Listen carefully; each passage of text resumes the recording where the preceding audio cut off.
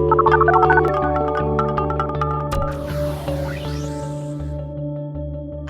welcome to The Pollsters. I'm Marge O'Mara, Democratic pollster with PSB Research. And I'm Kristen Soltis-Anderson, Republican pollster with Echelon Insights. And each week we bring you the polls driving the news in politics, tech, and pop culture. So we are on location. Well, I guess on our own location today, which is LA. I wish we were on vacation. Sunny California. We are in my hotel room in downtown LA recording. We are both here for separate things. So I'm here for KCRW's live show for Left, Right, and Center with Josh Barrow and Gene Sperling and Kelly Goff and all kinds of fun people. So if you are listening to this today, hustle on down to this cool part of town to check us out. But Kristen's here for other stuff, and so we decided to record here from LA, which is pretty exciting because there's nothing going on about politics around here. It's just people out having fun and driving around and I had getting a into car accidents. what is wrong with my life moment yesterday because so Manhattan Beach, California is my favorite place on the planet. If it's all going down and the zombie apocalypse is coming, that's where I'm going to spend my last few days and to hide out from the monsters. Or if I'm on the run for the law, you'll find me checked in under an alias never gonna happen. at Shade Hotel in Manhattan Beach. If you're on the run from the law, the law, or the paparazzi, everything's gone upside down. You never know. So we're in Manhattan Beach, and me being a DC person, just sort of assumed that I'll find a bar with the debate on. Wrong. I go to this bar. What? It's this beautiful place. It's called the Strand House. It's right on the water in Manhattan Beach. It's this kind of higher end, whatever. I think that I saw some tabloid story about Clippers players getting in a fight there or something. I don't know. Anyhow, so I go into Strand House and I'm like, so the other thing is that the Dodgers were playing the Cubs last night. So I was like, okay, I already knew this was kind of a long shot. And I said, look, you guys have a ton of TVs. Is there any way that one of them could be on the debate silently, just with closed captions? And the guy looks at me like, oh, honey. And he's like, our manager has specifically said that we want this to be a sort of a politics-free atmosphere. Wow. So I'm sorry. Who are you, sad girl, that you are here in this beautiful place and you want to watch this horror show? Not on my bar. Not on my bar. Oh so I God. walked out and he was just so and sad for me. I'm slink out. I'm I'm going to go use a lot of data and just sit on the beach and stream it on my phone until the sun sets. And even your phone was I want to be a safe space. Yeah. Your phone was I've had it. I was there with Victor, my Echelon colleague, and one of my good guy friends, Matt.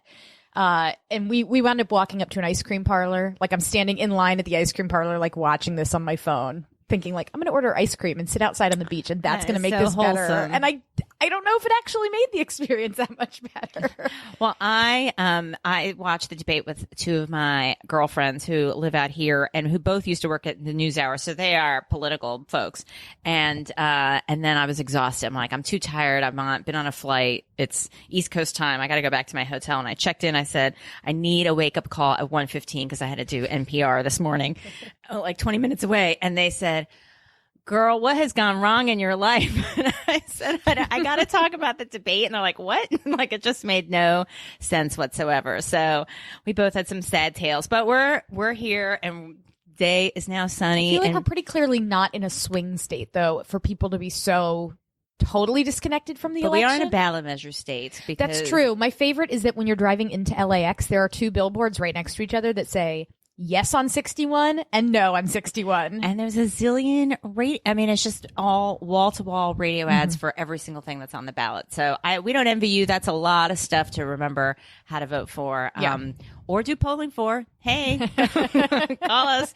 But anyway, there's a lot of other news besides what Chris and I are doing in California. So I think only one song, though, can really summarize what we learned from last night.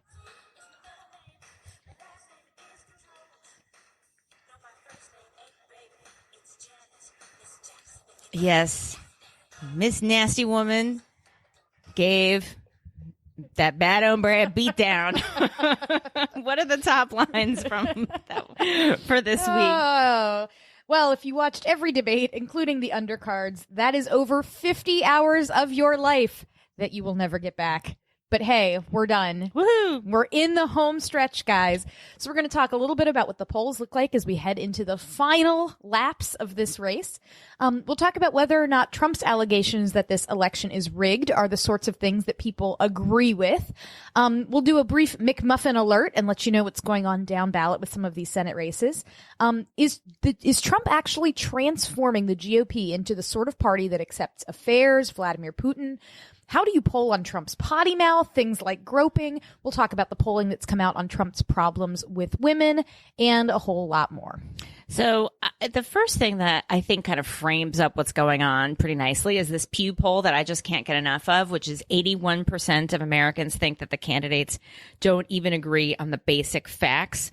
They don't just disagree over policies, but they can't even agree on the facts. And that seems like just kind of how we can think about everything, because there's just two different electorates and how they view everything. The one thing that there was some consistency for, though, this is also from Pew, is on fact checking. And I thought that the debate last night was actually incredibly well run. I thought it was, really great. I think everyone can agree that how well run the debate was and how great the moderating was. Good job, Chris Wallace. Chris Wallace did a really good job of like the right amount of fact checking. Like he didn't barge in and say, hey, I have this thing from 2 years ago where you said this. He didn't really do so much of that. He let the candidates do it, but he was still had a heavy hand. I mean, it all worked out very nicely. But there is bipartisan agreement that there should be fact checking on whether or not candidates say inaccurate things, which I think is actually good news. There's partisan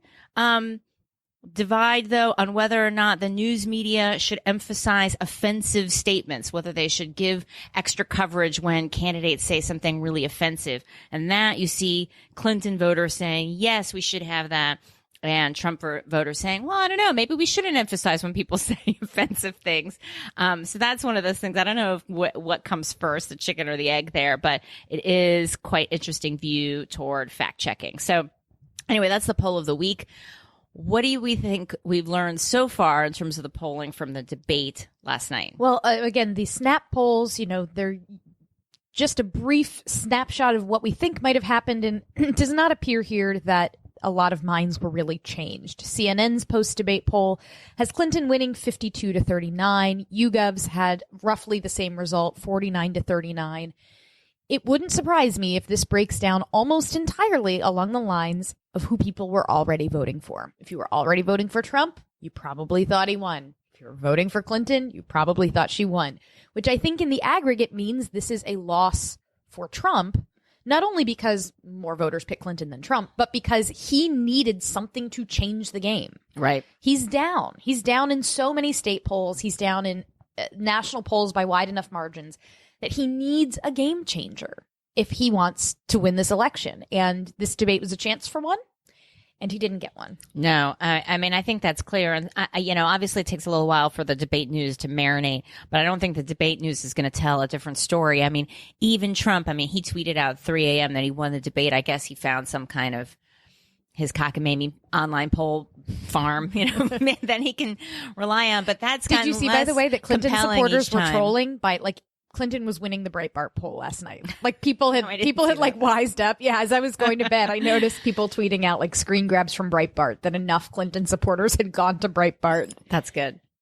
Good job, everybody. Well, there was something, this is not in our script, but somebody did tweet at us that somebody did an analysis that there are more bots following Trump and his Twitter followers than Clinton, which I guess is not a surprise. Yeah, I've always this was something we joked about in the office a year ago. It was one day, when Halperin and Heilemann write their book, one of the chapters is going to be the story of how one of Trump's associates paid off a bot farm or something. That's totally going to be out there.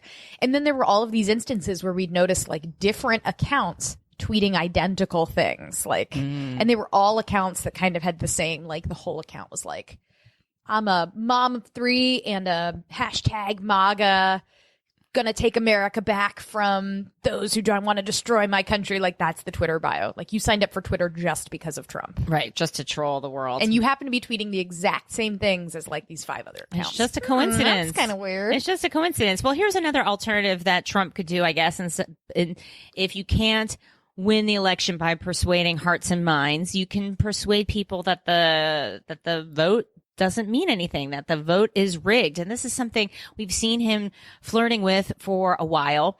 His own campaign manager, Kellyanne Conway, former guest co-host of the pollsters, his own VP pick, and all his surrogates have said, that's not what he means. He really means something else. He doesn't really mean that the election's rigged. But he was like, no, I really do mean that no, I mean ballots. I don't mean just in theory it's rigged. I don't just mean that the media has it out for me. Well, and last night he added a new layer to this, which is sort of the way he attacked the legitimacy of Obama's presidency by saying Obama is not legitimately eligible to be president, right. The whole birther stuff.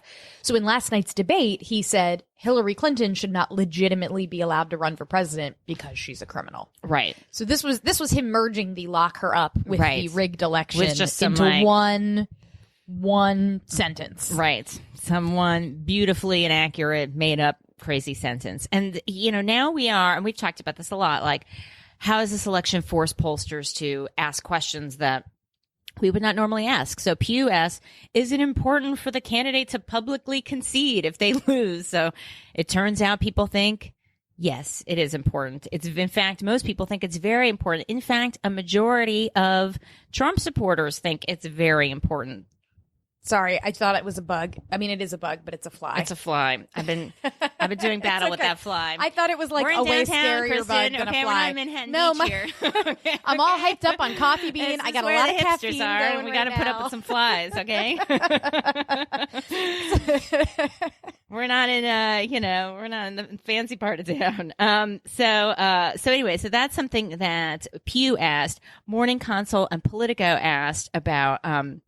Do you feel that the votes will be counted accurately? And you had more people say that their own ballots would be counted accurately than think that ballots nationwide would be counted accurately.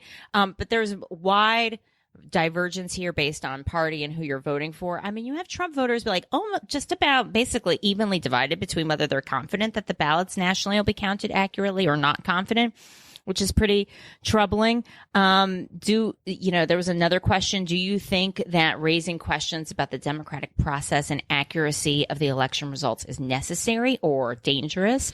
But the way this is framed, you wind up with majorities of all parties saying it is necessary to raise these questions. And the way it's framed, it gives an opening for both Trump and Clinton supporters to say yes, because it says it's framed necessary because the election could be compromised by voter fraud or a foreign government. Ooh. So depending on if you're a Trump supporter, you're probably more likely to think it's voter fraud. If you're a Clinton supporter, at this point, you're more likely to say foreign government. But it gives sort of opportunities here. So really, I mean, I think the way that question is worded, the problem is not raising questions about whether the election will be accurate. I think the problem is assuming that already the election has no way of being legitimate before the ballots are cast. That's what's dangerous. So that result doesn't surprise me because the way it's worded, it makes it very easy to say, like, yes, of course you should raise questions about the integrity of elections. Sure, why not? Yes, let's have an open mind. Okay, but here's a question that has it a little bit more on the nose. Donald Trump has said the election could be stolen from him as a result of widespread voter fraud. Let's not beat around the bush here with the questions. Let's get right to it. And do you agree or disagree with his statement? So it's not a theory. It's not Russia. It's not just elections in general or, who knows what direction of the rigging is going to go. And here, a plurality. Well, you have a majority of Republicans saying, yeah, I strongly or somewhat agree it could be stolen from him. 35% say strongly agree. 38% say somewhat agree. I mean, that's a lot of Republicans who say they agree in some way that the election could be stolen because of voter fraud, not because the media hates him or because Clinton's got more money or whatever. So that is pretty troubling.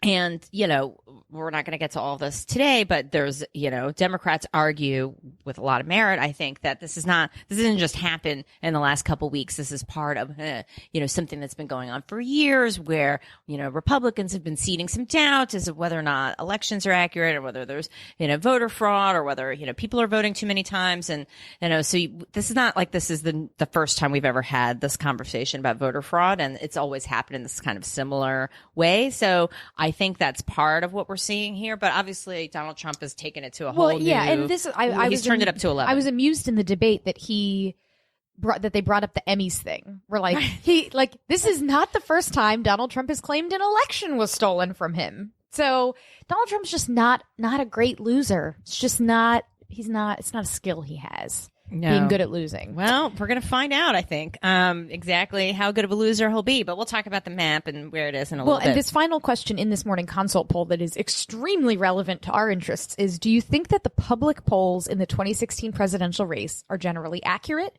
biased in favor of Clinton, or biased in favor of Trump? Or you don't know and have no opinion. And Democrats, a majority, think that the polls are generally accurate, while for independents, they're fairly split. About 28% say accurate, 29% say biased in favor of Clinton, 37% don't know. But then 6 out of 10 Republicans think the polls are biased in favor of Hillary Clinton. So... Wow. Yeah. What's particularly funny is, had you asked me that poll, I can actually make a case for biased in favor of Donald Trump, like a methodologically sound case. Right. On the grounds that the types of people that vote for Donald Trump are super easy to poll. Right. And the types of people that will be voting for Hillary Clinton are much harder to reach. But what about the secret Trump voters who are so mortified by their nominee that they're all going to vote in droves? I guess that's the theory. What about those folks that they're too embarrassed to tell an online pollster that they're voter voting? registration statistics do not suggest that these folks are showing up. Exactly. So, this is definitely reinforces what we talked about, I think, last week. That was in Washington Post, Monkey Cage blog, where people doubted the accuracy of polls that said that the other candidate was winning. So you see that a little bit here. But what's interesting is that there's no group who thinks that the polls are biased in favor of Donald Trump, aside from the all-important Kristen Soltis-Anderson vote. I don't think that they are, but I could make a non-emotional case. Yes. That is not like... Yeah, I could make a case for why that would be. You know, what's interesting is because you have this single digit, I mean, that means people are following the polls enough to know that the polls show him down. You know? So that's that fact that people find that not at all credible is interesting. Because if you were just watching media coverage, if you were like looking at the race based on sort of how much news you're getting, you would think Donald Trump is more in it. But I guess people are following it so closely, they know what's happening. So then one of the other issues that came up is this whole issue of Putin and Russia. I mean, it was kind of incredible that the phrase was uttered, "No, you're the puppet," which is like puppets, nasty gals, hombres. I mean, it sounded like it's kind of the language you hear at a play date, a preschool play. No, you're the puppet. Rather than a debate between two presidential candidates. And there was morning consult Politico polling on this that we pushed out this week. I mean, what did you think when you looked at this about how Republicans views toward Putin and whether or not they think Russia is an ally? Oh, sorry, I scrolled down too far. No, that's okay. I'm looking at the wrong part. So yeah, this is whether I'm lumping the Russia stuff and some of this like groping affairs, all this stuff into one bucket in my mind, not because they're the same issue, but because you're seeing similar trends with how that in both cases, you have attitudes and views that Republicans would have been very opposed to, I think, a year or two ago.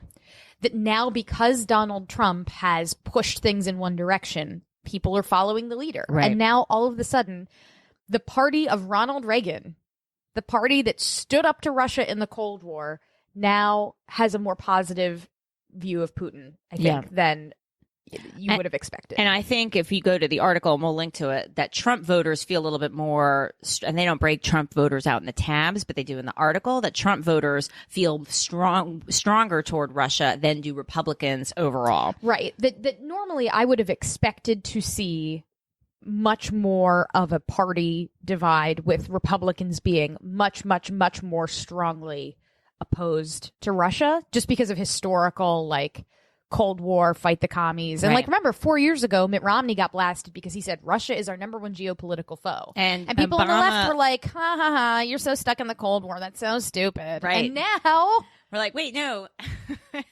Let's save us, Mittens. Save us. Wait, well, let's do that whole conversation again. Let's take it from the top. Yeah, I mean, and the other thing, too, is going back to this having your own facts thing. If you look at the overall numbers, you know, a plurality, like a slight plurality, 39% think Russia's trying to influence the results of the election. But that comes very much from Democrats. Half of Democrats feel that way. If you look at Republicans, they're more evenly divided between yes, no, and I don't know if Russia is trying to influence the results. And Democrats are more likely to say that if they are trying to influence the results, we should take some sort of economic sanctions against Russia than Republicans are. So again, this is, an interesting difference in view toward the facts and toward openness toward Russia in general. And it also goes to show what the power of a presidential campaign and candidate can have. I mean, normally you have a lot of groups and you have campaigns, try to think about what issues they want to talk about, whether it's going to be taxes or immigration or women's health or the minimum wage. And instead, this is where Trump has had a lot of real influence, is warming up Republican voters toward Putin and toward Russia is kind of an interesting / sad development. So then, of course, there's the groping. Oh, God. So on this question, you have YouGov framed their question as a video emerged of Donald Trump talking about grabbing women's genitals and how he would kiss women without waiting. Without waiting for what, though? That's without waiting for consent, I guess. Is there some crucial words left out of there? So many challenges. With waiting how for what? You like a starter gun or for his drink to arrive? Like what exactly? Do you think that this type of talk is normal for men or is not normal for men? And in the YouGov poll, not normal for men. Majorities of men and women both said it. Not as huge a gender gap. In the ABC Washington Post poll, it was framed a little bit differently. It was instead framed, and I don't know if we have the actual language here, but it was framed as, do you think Trump, they asked, do you think he has probably made unwanted sexual advances toward women? 68% said yes. But then most of them said this tape is not going to make a difference in how I vote.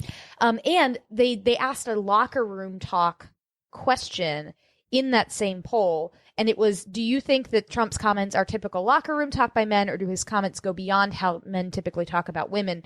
And in this one, again, you have that 52%, that slight majority, saying this goes beyond what is normally done. But among Republicans, 2/3 think this is typical locker room talk. So I think there's a lot going on here. So first, I think you can think that this is common and inappropriate at the same time. You can think, men are disgusting. They talk about this a lot. There's a lot of groping going on. There's a lot of sexual abuse going on. We're going to talk about that. Gallup has We don't data hate on men, but don't be gross, guys. We're just saying this is what a thought bubble over a voter, right? They could think, yes, men do this sort of thing. It is common. It is also bad. You can have those two positions in your head at the same time. They're not mutually exclusive. You can hold them both. So I think saying, is this typical locker room talk, or is it common?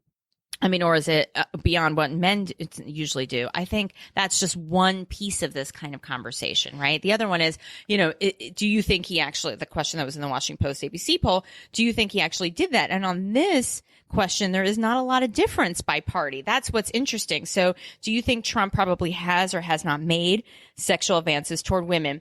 There's a party difference here, to be sure, but half of Republicans say, yes, he has, and half say, he has not, or I'm not sure. So the difference is not on the whether or not they think he has, it's on the whether or not they think it matters to them. So that's yet another layer to the question. Yeah, and one of the reasons why, so Trump is not doing well in the polls overall, but he was already not doing so great in the polls before all this stuff happened. Right. And so in the ABC poll, it showed 64% of people saying this doesn't make any difference. And that the only group that says this will make me less likely to vote for Trump is Democrats. Right. Guess what, guys? They weren't voting for Trump already. And NBC finds sort of the same thing. They say, does the 2005 tape make you more likely to support Trump, less likely to support Trump, or no difference? Again, there you have 65% of Democrats saying, I'm less likely to support Trump. But if you already weren't supporting Trump, you're not any does that actually affect things? So right, there are no Democrats who were going to vote for Trump, but now they're not. Like that. I mean, there's somebody out there, but not a whole lot. Yeah. So the question is then the 12% of Republicans and the 31% of independents who says they are now less likely to support Trump. Were they supporting him and this flipped their mind? Were they undecided and this put them out of reach for him? Or were these also #Never Trump Republicans? They were already voting for McMuffin or Johnson or Clinton or writing in Jeb Bush, Mitt Romney, Dream Team, something like that. Right. So will it affect the vote? I don't know. But Trump needs to... It ain't helping. It ain't helping. It ain't helping. And he certainly needs it to help, because if you take a look at where the polls sort of stand in some of the swing states, and we won't dive too deep on this. We'll look a little bit more at instead the down ballot stuff. But like right now, when you talk about a state like Arizona, again, that should be a state that Trump is winning by a lot. He's not. It's extremely close. The polling average there, I think, has it down to like about a point. Right. And I don't think it's fully adjusted for, or it doesn't yet reflect all the manpower and woman power that's going out to Arizona. I mean, there's, new amount of resources. The First Lady's gone there, Chelsea Clinton, exactly, Bernie Sanders, et cetera. Some of these states like Georgia, Trump has an advantage, but it's a slim one. I mean, it's the brief McMuffin alert. There was an Emerson poll that came out yesterday showing Evan McMullen at 31%, winning the state of Utah. Incredible. My friend Mindy might get electoral votes. That is awesome. This is nuts. Someone in my fantasy football league is going to have votes in the electoral college. This is amazing. That is pretty incredible. But here's the thing that I think, folks on the left are struggling with, which is why I respect the McMuffin team to say, look, we're standing up for our principles here. Folks on the left are looking at some of the contortion that's going on when it comes to things like Trump and women. When you look at the PRRI, remember Robert Jones was our very first guest on the pollsters, I believe, way back when. They released a poll showing some major movement from 2011 to now on the percent who say an elected official who commits an immoral act in their personal life can still behave ethically and fulfill their duties in their public and professional life. Now, in 2011, fewer than a third of white evangelicals said you could do those two things at the same time. Now it's almost 3/4. I mean, that is massive. And I don't think this came first. I think the support for Trump, just because you're hoping that's going to mean pro-life Supreme Court justices. And so you're just going to... It's a follow the leader thing. And I was fascinated by this. So sometimes when I go on Fox News to do segments, like the topics will always be kind of interesting. I'm always fascinated to see like what angle the hosts want to take on stories. And one segment I did last week was they were talking about this sort of thing. And the topic was, do voters now on the right now accept this sort of thing precisely because of the Clintons from the 90s, right? That like Bill Clinton, he committed affairs, but like that's like another flip. Like, they're doing one extra twist, right? Like an extra twist before the landing. Well, hey, Bill Clinton, he had affairs when he was in office, and yet the economy was growing, and he left office with like a 60-something% approval rating. And so, look, America learned that you can have like people who are personally maybe not great, but they do good things for the country. So it was like trying to make it like, actually, ironically, it was the Clintons that made this okay. I was fascinated by this like angle. But it is true that, I mean, voters knew all that stuff in the Starr report. They knew all that stuff about Bill's indiscretions, and yet he still had really high approval ratings, and people thought he was doing a good job. I mean, the thing with infidelity is there's no playbook, right? I mean, some people make it through, some people don't, and it doesn't always seem to follow any real pattern. I mean, what's interesting to me, though, is when you have, a group that's so known for as voters to say, no, this is what we care about. Not only do we care about it for our elected officials, we care about it for you, stranger. You also have to follow these rules, or you will also be judged in some kind of policy way. Yeah. To then say, well, except not for president this time, and not just any old thing. Somebody who's just completely egregious on every way. A jump from 30% to 72% among white evangelical Protestants accepting this view is just astonishing. Right, unaffiliated. It's kind of great that they have the ability to trend it over time. That I'm trying to figure out what was going on in 2011 that they would have asked this question. Was this like the Mark Sanford stuff? Was this maybe? There's an interesting piece, by the way, up at the Federalist that sort of goes over like the stories of women whose husbands have cheated on them while they've been in office, and like the Jenny Sanford approach being like so different from others, because she had been getting lumped into the like women who stood by their man, and like Jenny Sanford did not stand by her man. So like now there are lots of different ways that political wives can handle this. Right. Of course, coming on the heels of Melania giving her interviews where she is standing by her man. Right.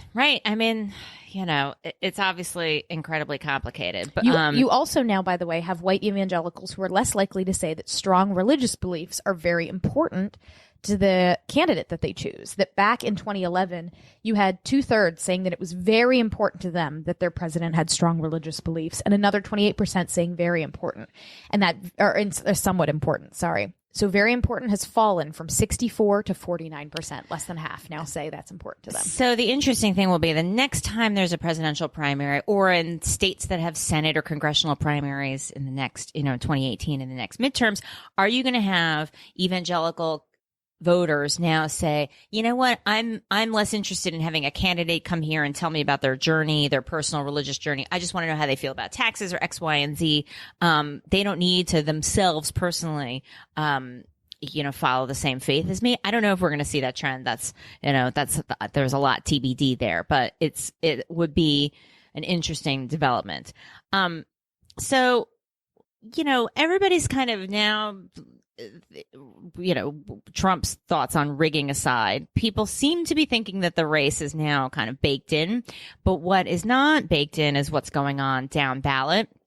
And the Senate, and we're going to try to have someone on to talk about Senate and House races soon, we promise. But we have, the latest upshot figures, they now have a 62% chance of Dems winning the Senate. Now, there was a time like about a week or two ago where it was, Republicans were up. If the Republicans were up in terms of their chances of winning the Senate for a while, now it's Democrats, with a lot of change in some of these key battleground states, particularly Nevada. That's one of the states where that's had the most movement. They have these very cool graphs that are very easy to read. However, they are on completely different, wildly different scales. So go take a look. This is there's data viz crimes going on here. I don't know if it's a crime. They had a battle between scale and legibility. That's and true. And these beauty. Are trade-offs you always have to make. And so they look very cool. But then, one goes from 3 to 8 and sort of the same scale as 38 to 62. So, but they all look very cool. So take a look. We always link to everything in the show notes. So some things have rebounded, like North Carolina rebounded in terms of Democratic chances, and also Wisconsin. Other states have moved in a real considerable way, like Nevada and New Hampshire and Florida. So we'll see. We'll see how that all. Yeah, there was a great tweet that went out at Polls and Votes, friend of the show, tweeted out sort of a list. It's sort of a polling aggregation, like his model. This is Charles Franklin. He does the Marquette Law poll. It's sort of his take on what these races look like, and he has races like Georgia, Iowa, Ohio, Arizona, pretty safe for Republicans. Rubio, pretty safe. At this point, has Toomey actually looking pretty decent. Burr, so then what's funny is that these races that we thought, okay, Ohio, Florida, and Pennsylvania, these are going to be the Senate races that will be hugely important. And those races are actually in a decent or better place for Republicans. Right. But then it's North Carolina with Burr. If Clinton wins North Carolina and the Democrat wins the governor's race, how does Richard Burr get reelected? I mean, are there enough DDR? Probably not. Revolution. DDR voters. And then, Missouri, you have Candor that has really surged recently against Roy Blunt. New Hampshire is still insanely close. And then Nevada, of course, has gotten better for Democrats with the last couple of polls. Wisconsin. But then so control of the Senate, if Republicans lose Illinois, which this is projected, lose Indiana, which could be close. Republicans have been hammering Evan Bayh lately, but that race is getting closer than it was. But it's still tough. So if we lose Indiana, we lose Illinois, we lose Wisconsin, we don't pick up Nevada, and then lose New Hampshire, that's the Senate. Right. So that's the challenge right now, is that even though a lot of these races like Ohio and Pennsylvania are looking better for Republicans, there's still enough stuff out there that's wobbly and scary for them that right that have been unstable now for a while, that no one really knows where they're going to go. And we've said that a lot of these folks are able to outrun Trump by a certain margin, but if Trump is losing by 7, 8, 9 points, you can't outrun that wave. It's just too hard. It's going to wash you out. No, it's just too hard. And the other thing is a good reminder, and Toomey, I think, versus Burr as examples of this is, you have to be a good candidate doing all the things you're supposed to be doing. Toomey didn't wait for 2016 to roll around and be like, okay, here I am. I'm trying to distinguish myself from national Republicans. He's been doing it for several years. Yeah. And Toomey's such a fascinating story too. It's not taking anything away from Katie McGinty, who I think is great and Democrats love, and it's a good climate. But but Toomey has made some outreaches and olive branches on guns. Toomey Mansion, yeah. And what's fascinating is he was like a Tea Party leader. He was one of the head of Club for Growth. Yes. Was one of the ones that didn't he take out Arlen Specter? Yes, in that primary, and so was one of the not in the primary. He was in the general.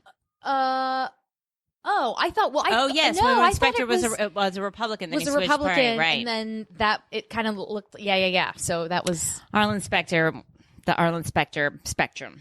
Yes.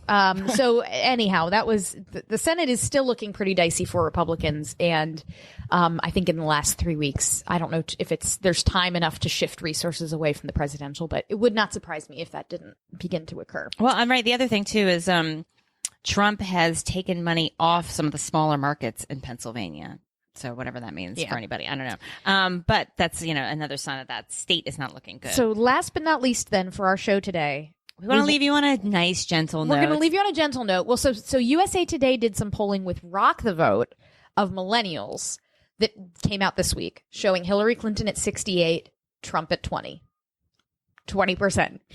Yikes. I saw that poll and I was like, guys, this we are living inside the selfie vote, the horror movie. I think you should pitch that here in LA. You're like, selfie vote meets the selfie vote, the reckoning. That's what we're in right now. But they also did a story in USA Today on if kids, the generation after the millennials, if kids could vote, what would they do? And they also vote for Secretary Clinton. So it's 50. Not in as large a margin as their millennial. Yeah, I guess so. So it's 52, but there's 153,000 students cast ballots. So 52 to 35. And I like how they also looked at all the battleground states, and Clinton carried nearly every battleground state, which I thought was interesting. And, this past week I volunteered to do this, speak about the election to Lucy's school. Now these are 3, 4, and 5-year-olds. So I wanted to talk about the election in a very uplifting way because it's so toxic. And I solicited thoughts on Facebook and I got some really good ones. I mean, some folks were, so someone said, well, just to, have them watch a tape. It's tough out there, kids. Time to learn now. And other folks have them do messaging. I'm like, no, they're 3, 4, and 5. They are too little to come up with messaging. Real basic stuff. And Bill Burton. You should give them little dials. Well, I made a ballot box out of a shoebox and I wrote vote on it. And I read a book about voting that was, and I wasn't sure it was so great about the message, but they're like, oh, ducks. I mean, it didn't matter. And then I had them do 2 rounds of balloting. One was about what's your favorite dessert. This was inspired in part by Anna Greenberg, who's been on the show. Ice cream, cookies, or cupcakes. And ice cream won hands down. But lots of people voted for all 3 things. And then I had a ballot of voter fraud. It was a lot of overvoting. And hashtag rigged. I know. Rigged election. It was a little rigged for ice cream. And then I had another thing. If you were president, what would you want all kids to have? Playgrounds, books, or pizza. What did they pick? Playgrounds. Oh, okay. Not pizza came in 3rd, which is good. And when I read out the results, and they all had to line up and vote, and it was real voting. Anyway, and I said, okay, and playgrounds won. And people were like, I win because I voted for playground. I mean, their level of knowledge was very, very low. I mean, one kid, I was talking about how the president has their own airplane and has their own bowling alley, inspired a little bit by Bill Burton, who wrote that comment. He's like, talk about the airplane and the helicopter. I'm like, great idea. So I did that, and this one kid's like, ooh. I'm like, yes. And he's like, I have a paper airplane at home. I'm like, great. I mean, that's the level of awareness going on in this class. But it was a very nice experience because I felt like I wanted to live in the fantasy election that I was portraying for these very small children. We are not voting between ice cream and cupcakes in this election. Or playgrounds and books. No. But I wanted it to be and I made stickers and I got voting. I voted stickers, the whole thing. And it was kind of a nice little sanitized version of the election. So, and some kids tried to talk about Donald Trump and I moved them off, sort of like at a focus group. They're like, my mom's voting for Clinton and my dad's voting for Trump. I'm like, yes, it's hard to know who to vote for. Anyway, ice cream. Let's talk about ice cream. Children, the toughest focus group. I know, right? Okay. So what did we learn this week, Margie? So our key findings from the week. We're almost there, everyone. Surely we can at least agree on how many days there are left till the election. There are 18. Fact check. True.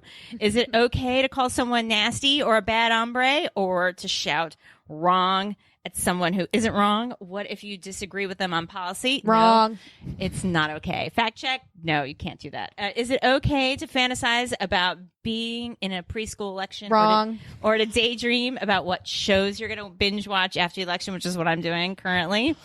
I know. Yes. I'm going to have to watch Unreal. Unreal. That's what I recommend. Fact check. Yes, it is okay to do Wrong. That. I'm going to start doing this every show. I will not do it. Maybe it is kind of liberating to do that. All right, we'll save that for now. You can find us on Twitter at the Pollsters. You can find us individually at Margie O'Mara and at K. Soltis Anderson. We're at www.thepollsters.com, where you can find our show notes and our extensive link to polling resources across the web. Find us on Facebook. We are constantly posting links to the stories that we might talk about in the upcoming week. Also, make sure you stay tuned. I think next week we're not going to be doing a video for ABC's This Week, but the week after that, most likely we will be. So make sure you're liking the ABC This Week page so you can catch us for midweek updates. And make sure you subscribe to us on your favorite podcatcher. Bye. Thanks.